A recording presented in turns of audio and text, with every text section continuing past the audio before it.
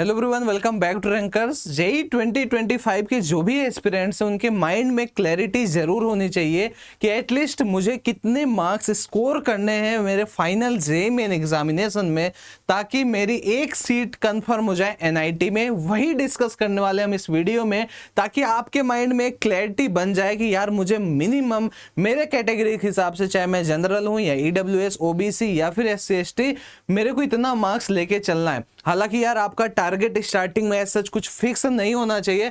हर बच्चे का ये टारगेट होना चाहिए कि भाई मुझे इतना मेहनत करना है कि मुझे 250 प्लस का स्कोर रखना है। फिर कोई भी बात आपको सताएगी नहीं, फिर आपके लिए ये सारे थॉट सेकेंडरी हो जाएंगे।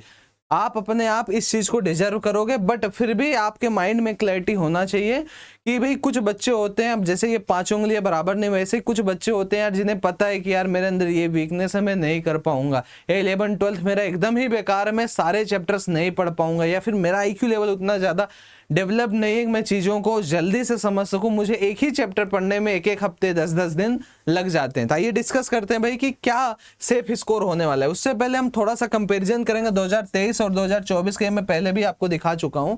2024 में काफ़ी ज़्यादा अनएक्सपेक्टेड चीज़ें हुई, जैसे कि कट ऑफ की बात करें तो 90 से सीधे 93 चल गया, ये जनरल की बात कर रहे हैं। और ईडब्ल्यूएस में अगर आप ध्यान से देखोगे 75 से 81, बहुत ज़्यादा वास्ट डिफरेंस हुआ। वो भी इसका मेन रीज़न क्या है? इसका मेन रीज़न जो है भैया कि 2023 में 11 लाख बच्चे बैठे थे और 2024 में 14,76,000 बच्चे बैठे, तो सीधे सीधे लगभग 3 लाख बच्चों का इजाफा हुआ, जिसके वजह से कट ऑफ ज़्यादा हुआ। इसलिए कि भैया हमें तो सिर्फ 2.5 लाख बच्चों को सिलेक्ट करना है, एलिजिबल करना है फॉर जेई एडवांस।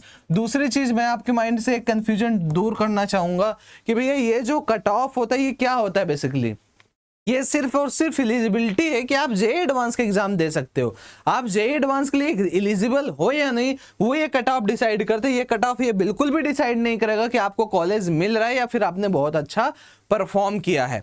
अब थोड़ा सा और देखने की कोशिश करते हैं भाई कि अगर हम जनरल है 93 में, मुझे जेई एडवांस की सिर्फ बात करनी है भैया, जेई एडवांस मुझे क्वालिफाई करना है, तो ये जो जनवरी फरवरी वाला अटेम्प्ट होने वाला है उसके लिए कितना मार्क्स मुझे ये परसेंटाइल लाने के लिए लाना पड़ेगा।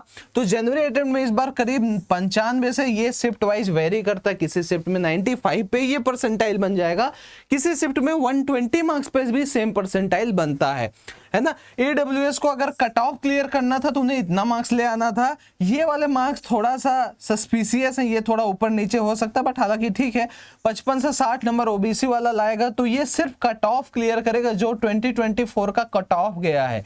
अब ये तो बात हो गई भाई कि कट ऑफ क्लियर हो गया। अब हमारा जो मेन उद्देश्य था इस वीडियो का भाई ये बताना था कि कितने मार्क्स मैं कैटेगरी वाइज ले आऊं, यही चार्ट दे दो जिससे मुझे एनआईटी में मिल जाए। डजंट मैटर कि कौन सी एनआईटी है, कौन सा ब्रांच है, लेकिन मिल जाए भैया एक एनआईटी में श्योर शॉट हो जाऊं। तो मैं कुछ ये बताऊंगा। अभी तो 2024 का पूरा काउंसलिंग नहीं, राउंड 4 तक ही डेटा अलॉट हुआ है। ये 2023 की अगर हम बात करें तो लास्ट रैंक जो जनरल था, ये इस रैंक पे आपको लास्ट कॉलेज मिला था, दैट इज एनआईटी श्रीनगर में फला ब्रांच है ना।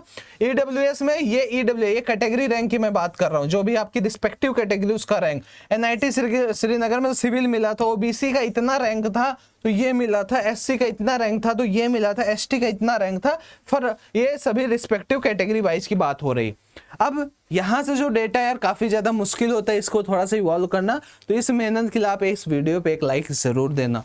अब आगे बढ़ते हैं भाई कि ये रैंक के लिए इक्विवेलेंट सीआरएल रैंक तो जनरल में है तो जनरल का सेम ही रैंक रहेगा, लेकिन अगर ये ईडब्ल्यूएस, ये वाला ईडब्ल्यूएस रैंक आपको चाहिए तो आपका सीआरएल लगभग इतना होगा। ये वाला ओबीसी रैंक चाहिए तो आपका सीआरएल इतना होगा, और एससी हो तो भैया इतना होगा, एसटी हो तो आपको इतना होगा। और परसेंटाइल कितने रिक्वायर्ड हैं इस पे अगर आप देखो तो 96.5 परसेंटाइल इस पे रिक्वायर्ड बनते हैं ये 2023 के हिसाब से। और अगर आप बात करते हैं 95.5 पे तो ये वाली डेटा आज बनते हैं 95 पे ये डेटा, 89 पे ये डेटा और 85। और ये मार्क्स लाने के लिए आपको टारगेट करने थे इतने मार्क्स। तो ये है भैया फला कैटेगरी वाइज आपका मार्क्स जो आपको टारगेट करना है। अगर आप एसटी कैटेगरी को कम से कम 65 से 90 आपको टारगेट करना है कि भैया मुझे इतने मार्क्स लेने हैं, तब जाके मुझे एक कोई भी NIT मिल सकती है।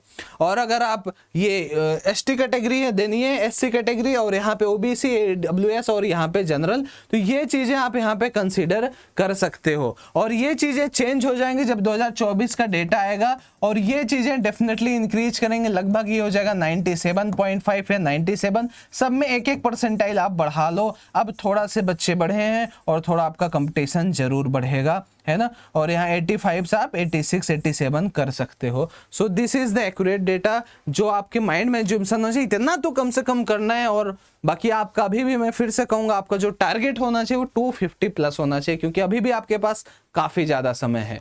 और ऐसी जानकारी के लिए आप हमारे टेलीग्राम को ज्वाइन कर सकते हैं। पूरा का पूरा इन्फॉर्मेशन मिलेगा JEE 2025 के रिगार्डिंग, ठीक है।